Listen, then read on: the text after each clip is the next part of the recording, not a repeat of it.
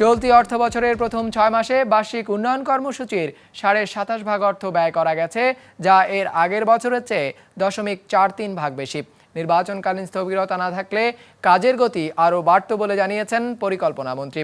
যদিও মঙ্গলবার নতুন সরকারের প্রথম জাতীয় অর্থনৈতিক পরিষদের নির্বাহী কমিটির সভায় যোগ দিয়ে প্রধানমন্ত্রী শেখ হাসিনা চলমান উন্নয়ন কর্মকাণ্ডের গতি বাড়াতে প্রকল্পগুলোতে নজরদারি বাড়ানোর নির্দেশ দিয়েছেন। টানা 3 আর মোট 4 বারের মতো প্রধানমন্ত্রী হয়ে জাতীয় অর্থনৈতিক পরিষদের নির্বাহী কমিটি একনেকের সভায় যোগ দেয় প্রথমেই ফুলের শুভেচ্ছা জানানো হয় প্রধানমন্ত্রী শেখ হাসিনাকে। সহকর্মীদের সেই শুভেচ্ছা গ্রহণ করে তিনি সবাইকে আহ্বান জানালেন কাজের গতি আর মান বাড়াতে, যাতে প্রবৃদ্ধির ধারা বজায় থাকে আগামীতেও। আমাদের প্রবৃদ্ধি আমরা 7.86 উন্নীত করতে পেরেছি, এটা আমাদের ধরে রাখতে হবে এবং সামনে আরও এগিয়ে যেতে হবে।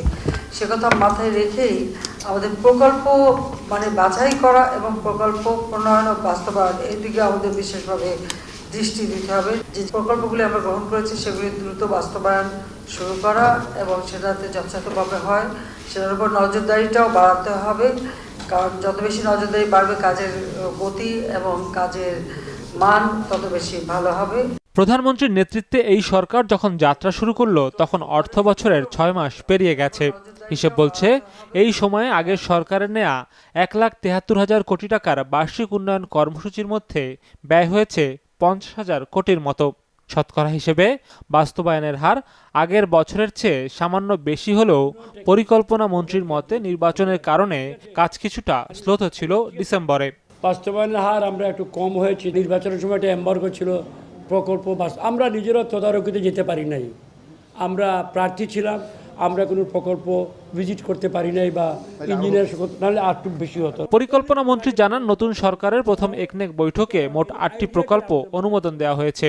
এজন্য বরাদ্দ হয়েছে 1,893 কোটি টাকা, যার পুরোটাই আসবে রাষ্ট্রীয় কোষাগার থেকে।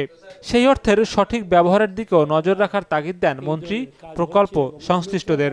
জনগণের অর্থ খরচে সকল বিষয়ে সকল ক্ষেত্রে আমরা যারা পাবলিক সার্ভেন্টস আছি, জনগণের অর্থ ব্যয়ে আমরা অত্যধিক সাবধানতা অবলম্বন করতে হবে। খরচ আমরা করবো, খরচের বিরুদ্ধে মোটেও নেই, কিন্তু খরচটা করতে হবে পরিমিতি বোধের মধ্যে যেটা প্রয়োজন।